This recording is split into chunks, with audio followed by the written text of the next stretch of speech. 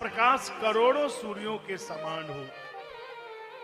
चूंकि सूर्य एक ही ब्रह्मांड के अंधकार को मिटा सकता है, चूंकि एक ब्रह्मांड नहीं है ये तो एक एक ब्रह्मांड महु रहूं कल्प सत एक। कांगुसुंड जी कहते हैं कितने ब्रह्मांड हैं, कोई ब्रह्मांड की ही गणना नहीं है।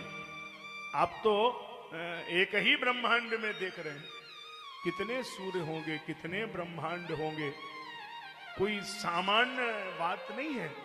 इसलिए अगर अज्ञान का अंधकार छा गया है तो ज्ञान का दीपक चाहिए। इसलिए एक यज्ञ होना चाहिए और इस यज्ञ का नाम ज्ञान यज्ञम करिष्यामि सुख शास्त्र कथोज्वलम। इसलिए भागवत जहां लिखा जाता है वहां आगे लिखा जाता है श्रीमद् भागवत ज्ञान यज्ञ। ये यज्ञ है। यज्ञ का मतलब होता है दान देव पूजा संगति करणेषु यज्ञ। यज्ञ है। आप जो कर रहे हैं ये यज्ञ हो रहा है, हम जो कर रहे हैं वो यज्ञ कर रहे हैं। अच्छा, यज्ञ में ये भी लिखा जाता है कि 1 कुंड का यज्ञ है, 5 कुंड का यज्ञ है, या 100 कुंड का यज्ञ है, या 24 कुंड का यज्ञ है, लिखा जाता है ना। तो मैं रोज यज्ञ करता हूं, रोज नित्य करता हूं यज्ञ, लेकिन आज तक मैं ये गणना नहीं कर सका कि कितने कुंड का यज्ञ है। क्योंकि समस्या ये है कि हमारे यहां कुंड की गणना हो ही नहीं सकती। ये जितनी मुंडी उतनी कुंडी, ये जितनी खोपड़ी दिखाई दे रही है ये सब कुंड ही है हमारे लिए। आहुति इधर से जा रही है और ये ज्ञान का यज्ञ श्रवण के द्वारा, कर्ण के द्वारा आपके हृदय में जा रहा है। तो इसलिए जितनी मुंडी उतनी कुंडी, यहां तो रोज कुंड बढ़ते ही चले जा रहे हैं और हर कुंड में यह ज्ञान का यज्ञ चल रहा है, ज्ञान की आहुति पड़ रही है। आप अगर ये समझते होंगे कि ये कथा आपको ही मिल रही है तो आप ये मत समझना कि और किसी को भी मिल सकती है। नहीं, परीक्षिते कथाम वक्तुम सभायाम संस्थिते सुखे।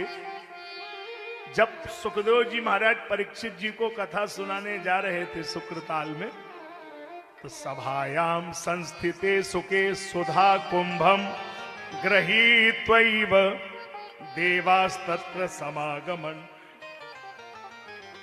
सुधा कुंभम गृहीत्वैव। अवधेश रेखा पटेल इस बात को समझ लें कि अमृत का कलश लेकर के देवता आए थे। क्यों?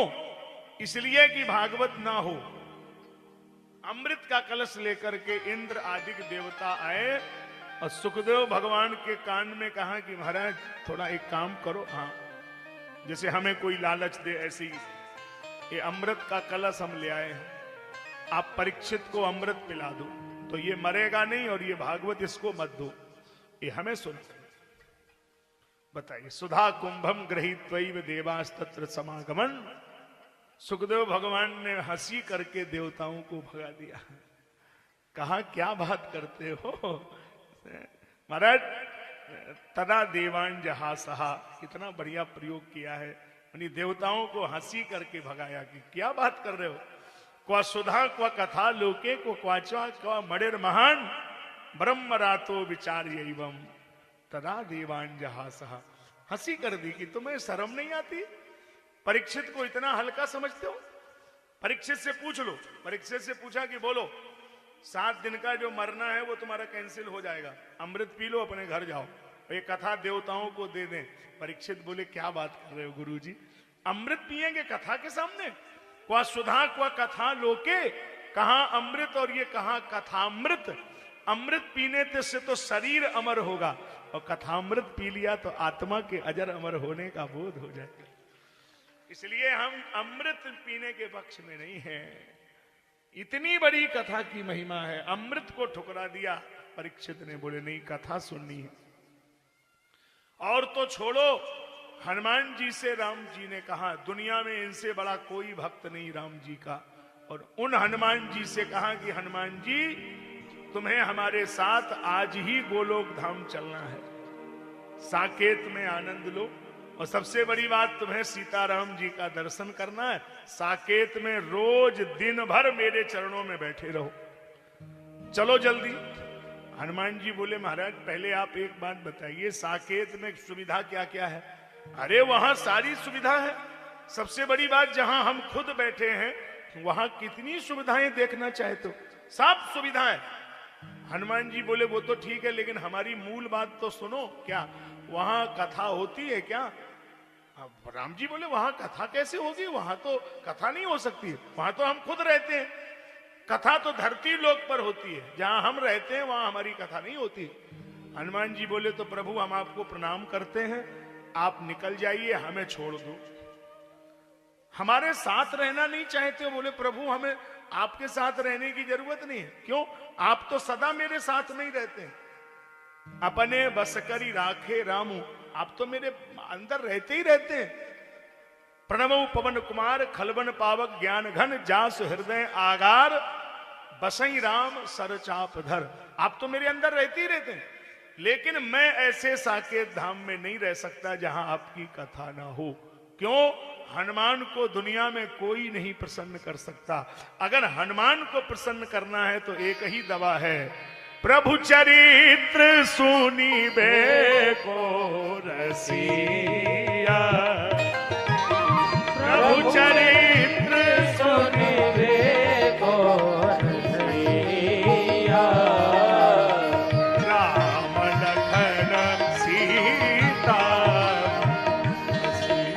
रसिया, राम लखन सीता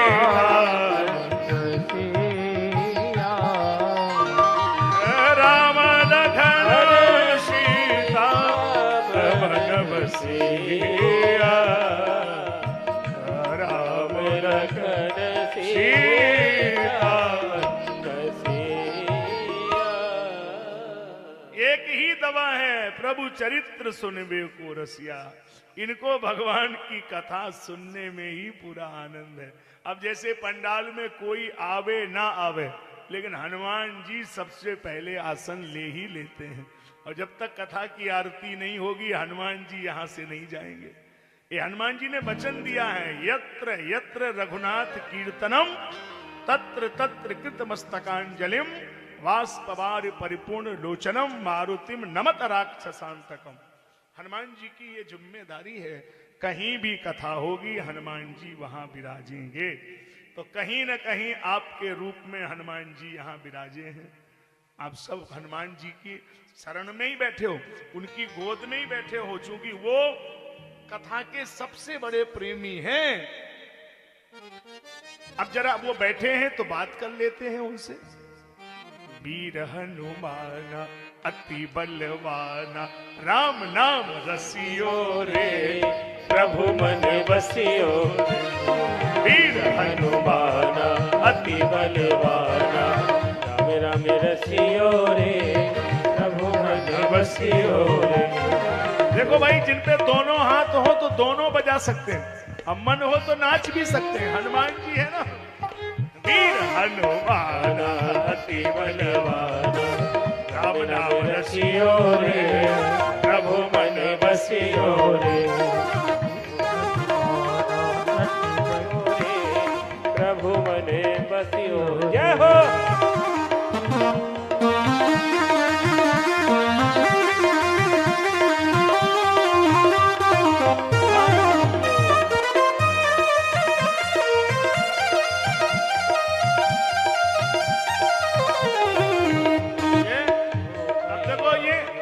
सबसे बड़ा प्रमाण है भोपाल में, अगर हनुमान जी पंडाल में नहीं होते तो देखो ये बूढ़े बूढ़े लोग कैसे नाच रहे, ये हनुमान जी की कृपा से ही नाच रहे हैं।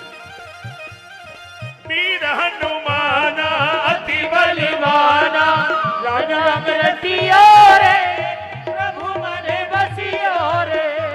जो कोई आवे अरज लगावे, जो कोई आवे अरज लगावे, सबकी